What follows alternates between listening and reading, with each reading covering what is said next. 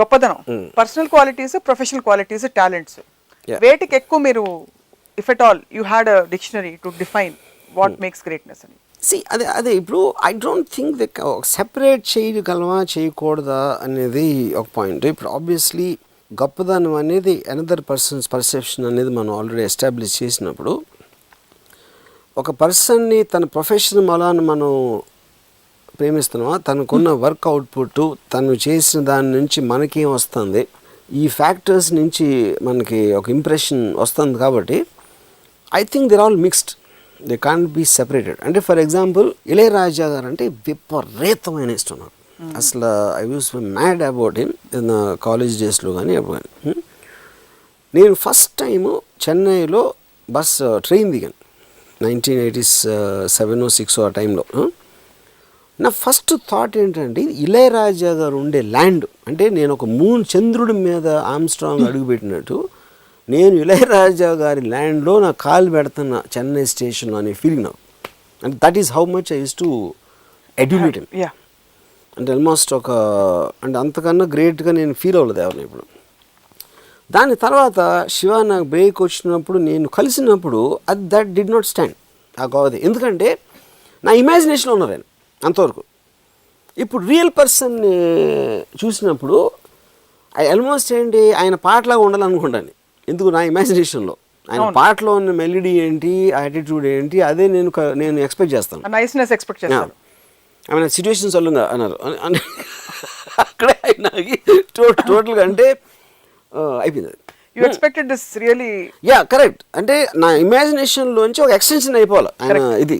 అంటే అప్పుడు ఆయన మనిషిగా గొప్పగా ఉండాలి, ఆయన మంచిగా అవుతాడు. ఆయన everything has to be as great as his music అని నా ఫీలింగ్. అది లేదు, అది అవ్వదు. Obviously is human being. So నాకు కోయంబత్తూరు శివ రికార్డింగ్కి వెళ్ళాం, కంపోజింగ్కి వెళ్ళాం. ఎందుకంటే ఆయన ఎందుకు కోయంబత్తూరు వెళ్తున్నారో నన్ను అక్కడ రమ్మంటే మేము ట్రావెల్. అక్కడ నేను దిగి ఈ బంగ్లో ఇది మన రెస్ట్ హౌస్ ఉంటుంది కదా, ఎక్కడైతే ఉండాలో అక్కడ నేను ముందుకు వెళ్ళి వాళ్ళతో మాట్లాడి వెనక్కి తిరిగాను. రాజా గారు బ్యాక్ సీట్లో కూర్చున్నాను, కారు అంబాసిడర్ కారు.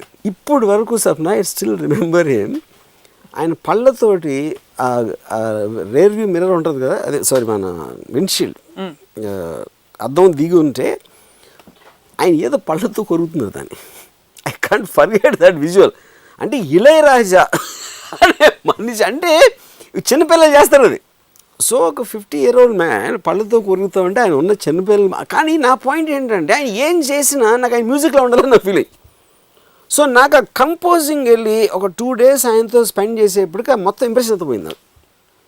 కానీ అసలు ఆయన నాకున్న గొప్ప క్వాలిటీ ఆయన మ్యూజిక్. నేను పర్సనల్ లెవెల్లో ఎందుకు ఎక్స్పెక్ట్ చేస్తున్నది, కానీ అది రీచ్ అవ్వదు. కాబట్టి చాలా మందికి అవుతుంటుంది 100%. Yeah of course.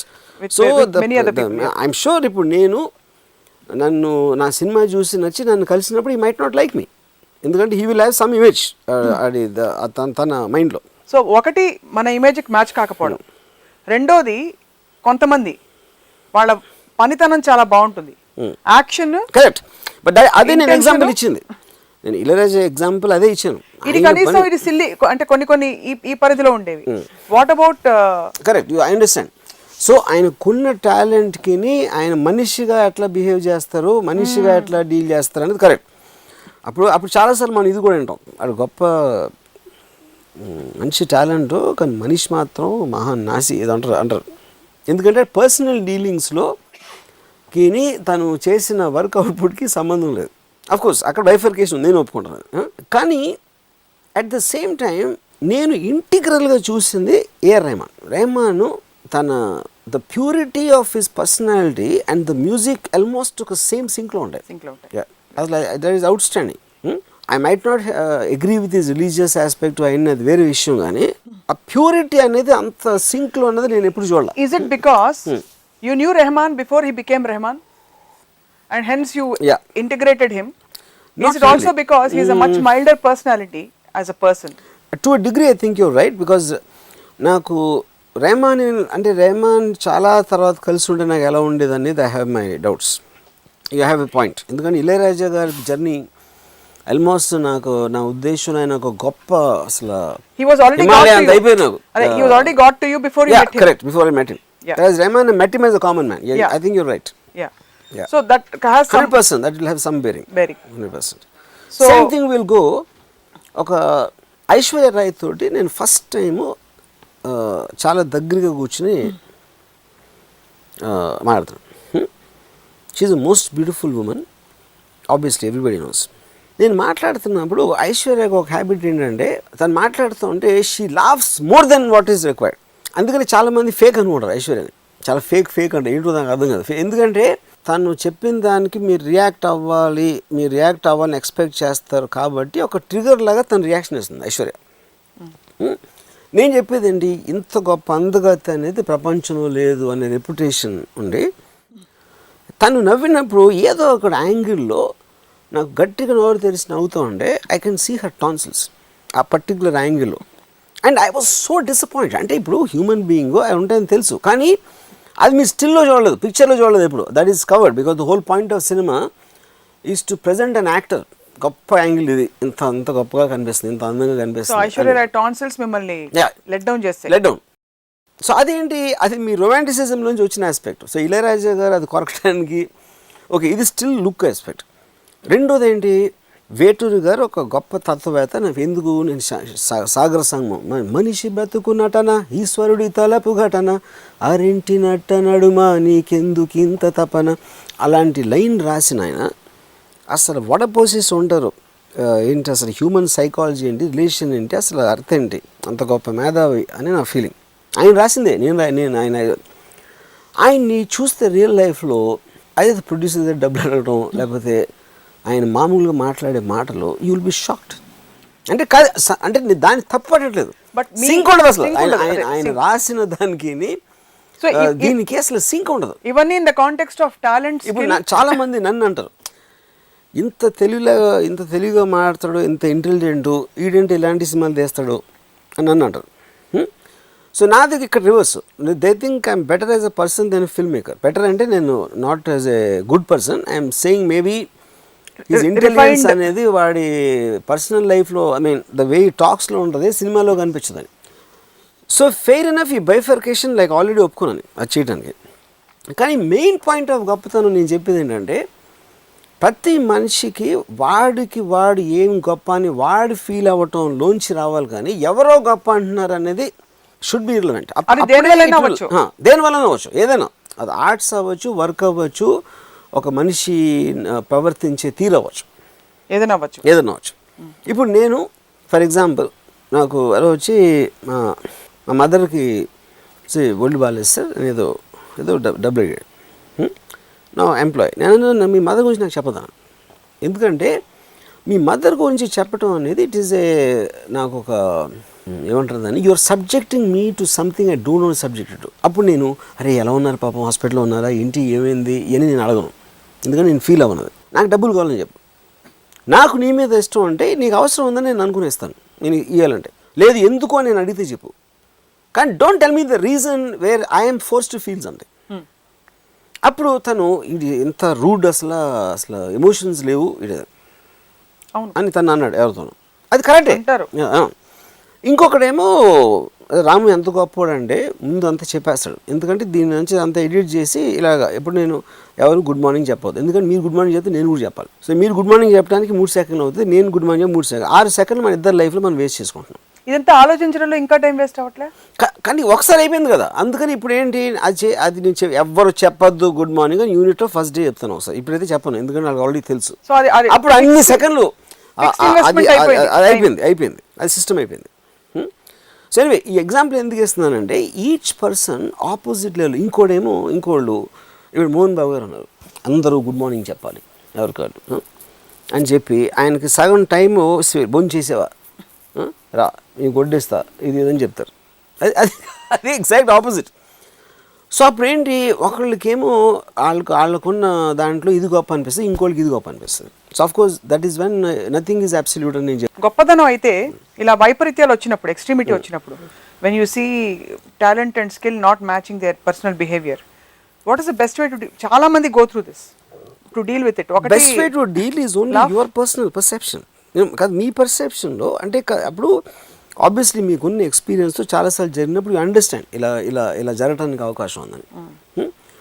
But yes till you will get taken aback చాలాసార్లు you know but that comes under separate topic. ఎందుకంటే మీ ఎక్స్పెక్టేషన్ వర్సెస్ రియాలిటీ అనేది that is one of the prime things which people pain. అది లవ్లో ఉండొచ్చు, మ్యారేజ్లో ఉండొచ్చు, మానవ సంబంధాలు అంటే ఫాదర్ చిల్డ్రన్ రిలేషన్షిప్ అవ్వచ్చు, పేరెంట్స్ చిల్డ్రన్, అండ్ బిజినెస్ పార్ట్నర్స్లో ఉండొచ్చు. You know expectation versus reality you know. So ఇప్పుడు గ్రేట్నెస్ ఏంటంటే నాకు చాలా గొప్పవాడు అని ఇప్పుడు ఎవరి ఫీల్డ్లో వాళ్ళు ఏమనుకున్నారు, వాళ్ళు ఏమనుకున్నారు, ఏం చేయటానికి డిసైడ్ చేయారు, ఎంత సాధించారు అనే కొలమానం ఉందనుకోండి. ఆ కొలమానంలో నాకెవరో 26/11 అయినప్పుడు ఎంత ఎన్ఎస్జీ ఎంత గొప్పవాళ్ళు, వేర్ గ్రేట్ వారియర్స్, వాళ్ళు వచ్చేసి సిచ్యువేషన్ కంట్రోల్ చేశారు అంటే అన్నను 10 మంది ఒక బోట్లో దిగొచ్చి బాంబేని 3 రోజులు గడగడలాడిచ్చారు. దాంట్లో 3 తాజ్లో ఉండి 300 మంది ఎన్ఎస్జీ కమాండోస్కి 3 రోజులు పట్టింది. సో అది మన దేశం, మన వాళ్ళు టెర్రరిస్టులు అనేది ఒక మాట పక్కన పెట్టి మీరు మనుషులుగా చూస్తే ఎవరు గొప్పవాళ్ళు? అదే ఇందాక అడిగింది, అదే skill set versus that's what I'm saying. వాళ్ళ ఇంటెన్షన్ వేరు. వాళ్ళ దృష్టిలో they are coming after enemies, మన దృష్టిలో వాళ్ళు enemies. Efficiency wise you have to bifurcate that. So ఒకటి మీ ఏ పాయింట్ ఆఫ్ వ్యూలో చూస్తున్నారు, ఏ పర్స్పెక్టివ్లో చూస్తున్నారు, వాళ్ళ స్కిల్ చూస్తున్నారా, వాళ్ళ ఇంటెన్షన్ చూస్తున్నారా, వాళ్ళ అబ్జెక్టివ్ చూస్తున్నారా? సో జార్జ్ బుష్ కంటే ఒసామా గొప్పవాడు అంటారు. 100%. దాంట్లో డౌటే లేదు. దానికి రీజన్ ఏంటి? జార్జ్ బుష్ అనేది పొజిషన్. అదే అమెరికా అనే ఒక కంట్రీలో సిస్టంలో ఒక జాబ్లో కూర్చోబెట్టారు. ఉసామా బిన్ లాదెన్ అనేవాడు వాడు ఆలోచించి అల్ఖైదా అనే ఆర్గనైజేషన్ క్రియేట్ చేసి గోలో కూర్చుని అమెరికా అనే కంట్రీ మీద వార్ డిక్లేర్ చేశాడు. యూనో, సో గొప్పవాడు. ఇన్నోసెంట్ పీపుల్ చంపడం గొప్ప, అది కాదు క్వశ్చన్. వాడు అనుకున్నాడు, వాడు అబ్జెక్టివ్ ఏంటి? సో సక్సెస్ని మీరు మెజర్ సో చేస్తున్నారు. ఇప్పుడు నేను ఇన్నోసెంట్ పీపుల్ని చంపకూడదు, మనం ఒక సివిల్ సొసైటీలో బతుకుతున్నాం, సమాజ రూల్స్ పాటించాలి, లా ఆఫ్ ద ల్యాండ్, ఇది మనం అనుకున్నాం. దాంట్లో అమెరికన్ ప్రెసిడెంట్ ఉన్నాడు. ఉసామా బిన్ లాదెన్ ఏమన్నాడు? ఉసామా బిన్ లాదెన్ లాజిక్ నా లైఫ్లో నేను వినలేదు అలాంటి లాజిక్. అందుకని నాకు ఆడు గొప్పడు. ఎందుకు గొప్పడు అయ్యాడు? అని ఏమన్నాడు? టెర్రరిజం అనేది ఫస్ట్ ఇన్నోసెంట్ పీపుల్ అనే వాళ్ళు ఎవరు ఉండరు. ఎందుకంటే ఇన్నోసెంట్ పీపులే ఆ ఇన్నోసెంట్ పీపులే ఓటేస్తున్నారు, ఆ ఇన్నోసెంట్ పీపులే ట్యాక్స్లు కడుతున్నారు. ఆ ట్యాక్స్లోంచి వచ్చిన డబ్బు ఉపయోగించి ఓట్లతో వాళ్ళకు ఉన్న పొజిషన్ నుంచి మా మీదకి వార్ డిక్లేర్ చేస్తున్నారు. అప్పుడు వాళ్ళకన్నా ఎక్కువ so called innocent people are bigger culprits. వాళ్ళు ఒకవేళ తెలియకపోతే తెలుసుకోవాల్సిన సమయం వచ్చింది అని చెప్పాడు. ఈ థాట్ ప్రాసెస్ అనేది నేను మొత్తం నా జీవితంలో లేదు. అప్పుడు మీరు ఆ థాట్ ఈ థాట్ ఇంటే నాకు ఉసామా బిన్ లాదెన్ గొప్పడు అనిపిస్తాడు. యాక్షన్ కంపేర్ ఇంకోటి ఏమన్నాడు ఉసామా? టెర్రరిజం అనేది ఒక ఇన్నోసెంట్, ఒక పొలిటికల్ గెయిన్ కోసం ఒక అనార్మ్డ్ పీపుల్ని చంపడం టెర్రరిజం అయితే, హీరోషిమా మీద అమెరికా వేసిన atomic bomb is the biggest act of terrorism in history.